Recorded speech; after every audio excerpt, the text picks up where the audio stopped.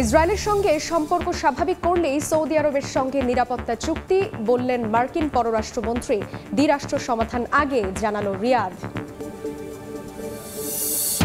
তৃতীয় দফা ভোটের আগে কর্ণাটকে এনডিএ জোট প্রার্থীর যৌন কেলেঙ্কারি ইস্যুতে ভারতে বিতর্ক। মোদির কাছে জবাব চায় কংগ্রেস, দল থেকে বহিষ্কার। এবং তীব্র তাপপ্রবাহে পুড়ছে দক্ষিণ ও দক্ষিণ পূর্ব এশিয়া। মিয়ানমারের তাপমাত্রা রেকর্ড 48.2 ডিগ্রি। জলবায়ু পরিবর্তন ও এল নিনোর প্রভাবকেই দায়ী করছেন বিশেষজ্ঞরা।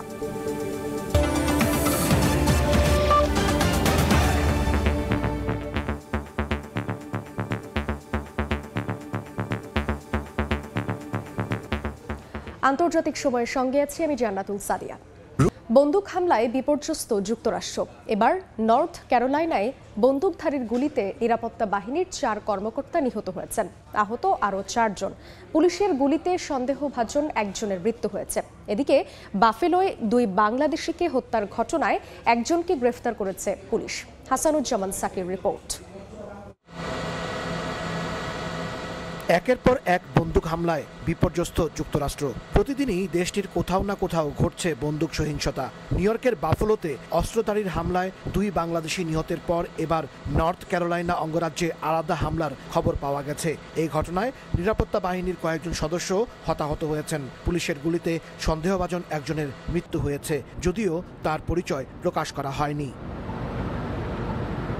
পুলিশ বলছে স্থানীয় সময় সোমবার বিকেলে অঙ্গরাজ্যটির বৃহত্তম শহর শার্লটে এই গুলির ঘটনা ঘটে। এক বিবৃতিতে বলা হয়, আগ্নেয়াস্ত্র রাখার কারণে দোষী সাব্যস্ত এক অপরাধীর কাছে ওয়ারেন্ট নিয়ে যান মার্শাল টাস্কফোর্সের সদস্যরা। আকস্মিক তাদের লক্ষ্য করে গুলি চালাতে থাকে বন্দুকধারী। পাল্টা গুলি চালায় নিরাপত্তা বাহিনীর সদস্যরা। কয়েক মিনিট ধরে এই গুলি বিনিময় চলে। এ সময় ঘটনাস্থল এড়িয়ে চলতে এবং একই সঙ্গে বাসিন্দাদের সাময়িক ঘরের ভেতরে থাকার অনুরোধ জানানো হয়।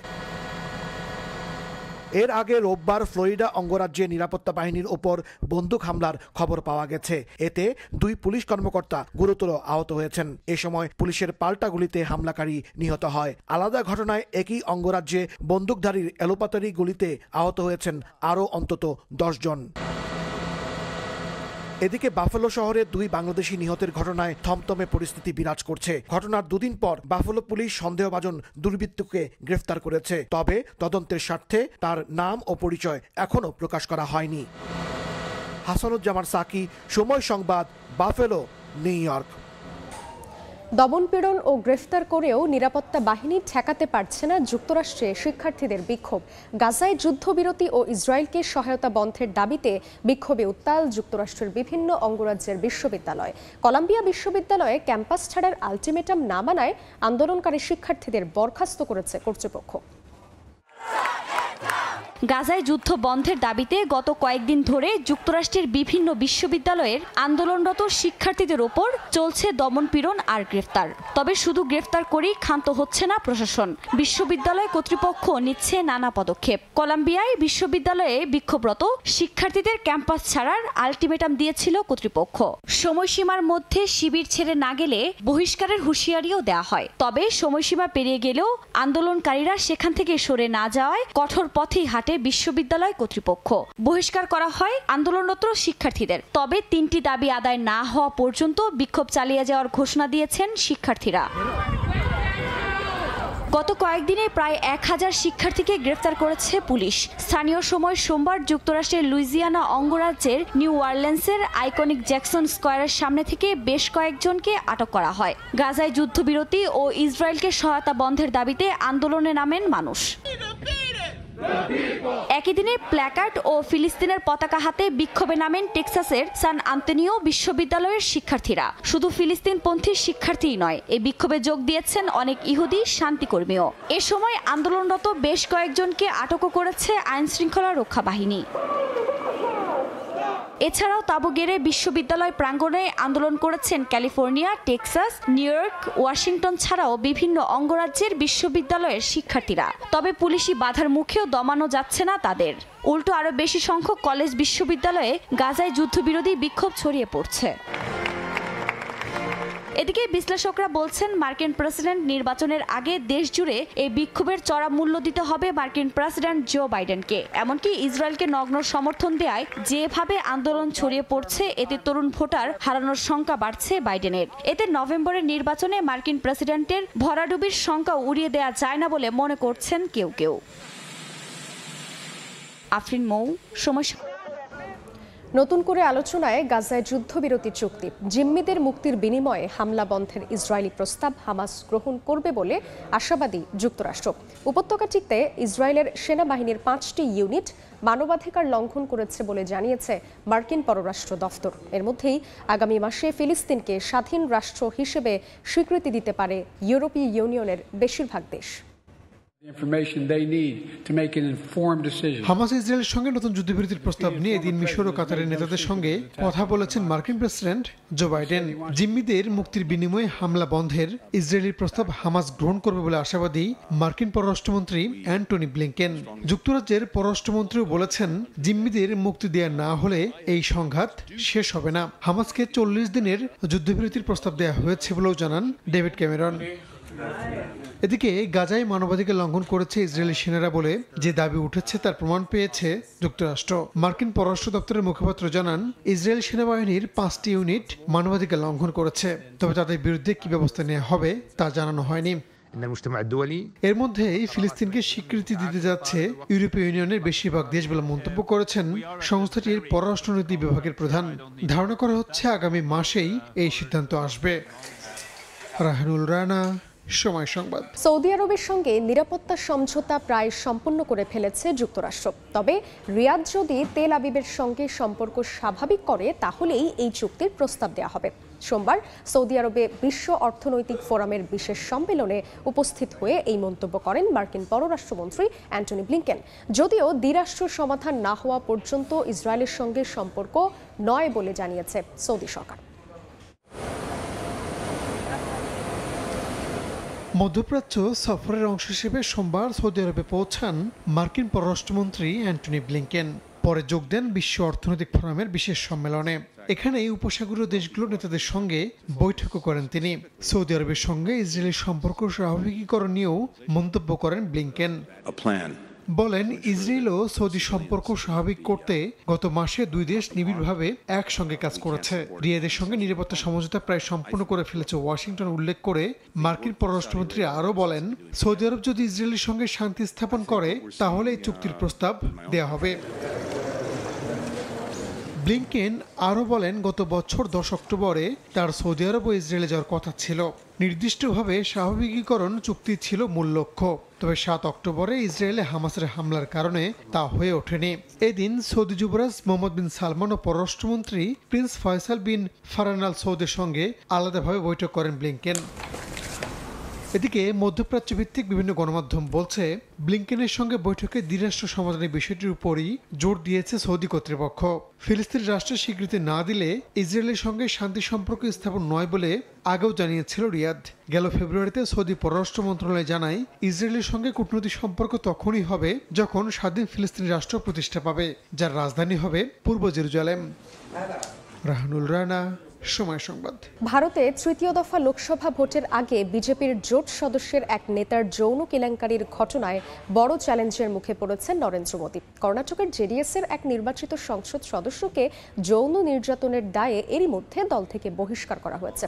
তিনি ভারতের সাবেক প্রধানমন্ত্রী এস.ডি. দেবেগৌড়ার নাতি। ভোটের আগে এই ইস্যুতে বিরোধীরাও সরব হয়েছে বিজেপির বিরুদ্ধে। যদিও বিজেপির শীর্ষ নেতা অমিত শাহ বলেছেন নারীদের অসম্মানকারীর সঙ্গে তাদের কোনো সম্পর্ক নেই। ভারত থেকে বিস্তারিত জানাচ্ছেন সুব্রত আচার্য। ভারতের দক্ষিণাঞ্চলীয় রাজ্যগুলোতে নিজেদের জনপ্রিয়তা বাড়াতে তৎপর গেরুয়া শিবির। তবে কর্ণাটকে কংগ্রেস সহ প্রাদেশিক দলগুলোর সঙ্গে মোদির দল দৌড়ে পেরে উঠতে পারছে না। এমন বাস্তবতার মধ্যেই বিজেপি তথা এনডিএ জোটের অন্যতম শরিক জেডিএস-এর সংসদ সদস্য প্রজ্জ্বল রাভান্নার নারী কেলেঙ্কারির ভিডিও ভাইরাল হয়েছে। কর্ণাটকের হাসান লোকসভায় এবার লড়ছিলেন বিদায়ী এই সাংসদ। তবে কদিন ধরে বিভিন্ন সামাজিক যোগাযোগ মাধ্যমে প্রায় ৩,০০০ যৌন হয়রানিমূলক ভিডিও ফাঁস হয়। সোমবার এ বিষয়ে একটি মামলা হওয়ায় কংগ্রেস পরিচালিত কর্ণাটকের রাজ্য সরকার স্পেশাল ইনভেস্টিগেশন টিম বা এসআইটি গঠন করে তা তদন্ত শুরু করে। এরপরই প্রজ্জ্বলকে দল থেকে বহিষ্কার করে জেডিএস। ভারতীয় গণমাধ্যমের খবর, বহিষ্কারের আগেই দেশ ছাড়েন যৌন কেলেঙ্কারিতে অভিযুক্ত তরুণ এই সংসদ সদস্য। জোট শরিক জেডিএস সাংসদের এমন কুকীর্তিতে দেশের শাসক জোট এনডিএও যে চরম অস্বস্তিতে রয়েছে তা পরিষ্কার হয়ে যায় জোটের বড় দল বিজেপির শীর্ষ নেতা অমিত শাহর মন্তব্যে। মঙ্গলবার একটি অনুষ্ঠানে অমিত শাহ বলেন, নারী নির্যাতনকারী যেই হোক না কেন কোনো ছাড় দেয়া হবে না, তাকে দৃষ্টান্তমূলক সাজাও পেতে হবে। সুব্রত আচার্য, সময় সংবাদ, ভারত। তীব্র তাপপ্রবাহে পুড়ছে দক্ষিণ ও দক্ষিণ পূর্ব এশিয়ার বেশ কয়েকটি দেশ। Bangladesh, Myanmar, Bharat, Philippines, Vietnam, Cambodia ও থাইল্যান্ডের তাপমাত্রা 40 ডিগ্রি সেলসিয়াস ছাড়িয়ে গেছে। মিয়ানমারে তাপমাত্রা রেকর্ড করা হয়েছে 48.2 ডিগ্রি সেলসিয়াস। জলবায়ু পরিবর্তন ও এল নিনোর প্রভাবেই এমন পরিস্থিতি তৈরি হয়েছে বলে মনে করছেন বিশেষজ্ঞরা। তীব্র গরম থেকে রক্ষা পেতে ফ্যানের উপরই নির্ভরশীল অন্ধ এই ভিক্ষুক দম্পতি। অন্যদিকে একটু প্রশান্তির জন্য দোকানের উপর এভাবেই পানি দিচ্ছেন এই ব্যক্তি। থাইল্যান্ডের ব্যাংকক মধ্য উত্তরাঞ্চলে তাপমাত্রা প্রতিদিনই বাড়ছে। দেশটির আবহাওয়া বিভাগ নাগরিকদের বাইরে যাওয়ার ক্ষেত্রে জারি করেছে সতর্কতা।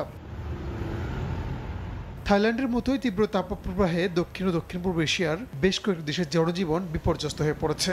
দেশে দেশে স্বাস্থ্য সতর্কতা জারি করা হয়েছে। চাপ বাড়ছে বিদ্যুৎ উৎপাদনের উপর। ফিলিপিন্সের রাজধানী ম্যানিলায় চলতি সপ্তাহেই তাপমাত্রা 38.8 ডিগ্রি সেলসিয়াসে পৌঁছায়, যা 1915 সালের পর রেকর্ড। এ অবস্থায় দেশটিতে 2 দিনের জন্য স্কুল বন্ধ ঘোষণা করা হয়েছে। কম্বোডিয়ার সামনের দিনগুলোতে তাপমাত্রা 43 ডিগ্রি সেলসিয়াসে উঠতে পারে বলে জানিয়েছে দেশটির আবহাওয়া দপ্তর। স্বাস্থ্য মন্ত্রণালয় গরমে স্বাস্থ্যের প্রতি নজর দেওয়ার পরামর্শ দিয়েছে। অন্যদিকে ভিয়েতনামে তীব্র তাপপ্রবাহের পূর্বাভাস দেওয়া হয়েছে। দেশটির উত্তরাঞ্চলে তাপমাত্রা 41 ডিগ্রি সেলসিয়াসে উঠতে পারে বলেও জানানো হয়। দক্ষিণ এশিয়ার অন্যতম বড় দেশ ভারতের বিভিন্ন রাজ্যে তীব্র তাপপ্রবাহ চলছে। অনেক জায়গায় তাপমাত্রা ছাড়িয়েছে 40 ডিগ্রি। প্রতিবেশী মিয়ানমারে রোববার তাপমাত্রা ওঠে 48.2 ডিগ্রি সেলসিয়াসে, যা দেশটির 56 বছরের ইতিহাসে সর্বোচ্চ। বাংলাদেশ সহ এই অঞ্চলে তীব্র তাপপ্রবাহের জন্য জলবায়ু পরিবর্তন ও এল নিনোর প্রভাবকে দায়ী করা হচ্ছে। বৈজ্ঞানিক গবেষণা বলছে তাপপ্রবাহ দীর্ঘস্থায়ী, তীব্র ও বারবার হতে পারে। এর মধ্যেই মঙ্গলবার ইয়েমেনের টেলিভিশনে দেয়া ভাষণে হাউতির মুখপাত্র জানান, আবারও লোহিত সাগরে 2টি মার্কিন ড্রোনকে লক্ষ্যবস্তু করেছে তারা। শুধু তাই নয়, গাজায় ইসরায়েলের সামরিক পদক্ষেপের বিরুদ্ধে ফিলিস্তিনিদের সঙ্গে সংহতি জানিয়ে আন্তর্জাতিক শিপিংয়ের বিরুদ্ধে চলমান অভিযানের অংশ হিসেবে ভারত মহাসাগরে MSC ওরিয়ন কন্টেইনার জাহাজে ড্রোন হামলার দাবি হাউতিদের। গণমাধ্যমের বরাতে জানা যায়, পর্তুগালের পতাকাবাহী জাহাজটিতে হামলার বিষয়ে এখনো কোনো মন্তব্য করেনি কর্তৃপক্ষ। জাহাজটির ক্ষয়ক্ষতির বিষয়ে কিছুই জানা যায়নি, তবে এটির আংশিক মালিকানায় ইসরায়েলি এক ব্যবসায়ী রয়েছে বলে জানা গেছে। বিভিন্ন আন্তর্জাতিক গণমাধ্যমের বরাতে জানা যায়, ফিলিস্তিনিদের সঙ্গে সংহতি প্রকাশ করে হাউতি বিদ্রোহীরা গেল নভেম্বর থেকে লোহিত সাগর, বাব আল মান্দাব প্রণালী এবং এডেন উপসাগরে ড্রোন এবং ক্ষেপণাস্ত্র হামলা চালিয়ে যাচ্ছে। মার্চে ইসরায়েল সম্পর্কিত জাহাজগুলোকে ভারত মহাসাগরে লক্ষ্যবস্তুতে পরিণত করা হয়। আফরিন মৌ, সময় সংবাদ। দক্ষিণ চীন সাগরের বিতর্কিত জলসীমায় ফের মুখোমুখি অবস্থানে চীন ফিলিপিন্স। ম্যানিলার অভিযোগ, মঙ্গলবার ফিলিপিন্সের কয়েকটি জাহাজ লক্ষ্য করে জলকামান নিক্ষেপ করেছে চীনা কোস্টগার্ড। দক্ষিণ চীন সাগরের বিতর্কিত জলসীমায় আবারও ফিলিপিন্সের জাহাজ লক্ষ্য করে জলকামান নিক্ষেপের অভিযোগ উঠেছে চীনের বিরুদ্ধে। এতে ফের উত্তেজনা দেখা দিয়েছে দুই দেশের মধ্যে।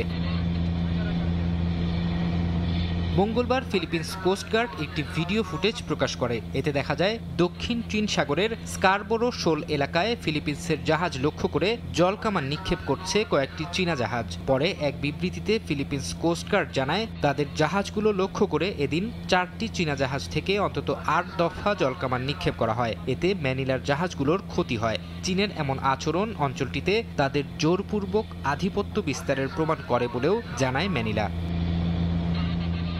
অন্যদিকে পুরো ঘটনার দায় ফিলিপিন্স কোস্টগার্ডের ওপর চাপিয়েছে চীন। এক বিবৃতিতে চীনা কোস্টগার্ড দাবি করেছে তাদের জলসীমায় অবৈধভাবে প্রবেশের দায়ে ফিলিপিন্সের জাহাজগুলোকে তাড়িয়ে দেওয়া হয়েছে।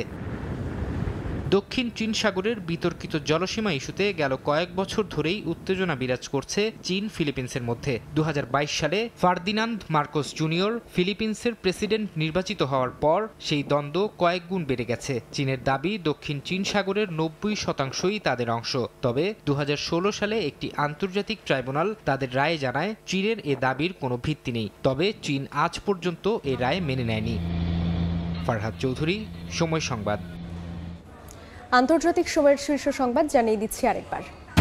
তৃতীয় দফা ভোটের আগে কর্ণাটকে এনডিএ জোট প্রার্থীর যৌন কেলেঙ্কারি ইস্যুতে ভারতে বিতর্ক, মোদির কাছে জবাব চায় কংগ্রেস, দল থেকে বহিষ্কার।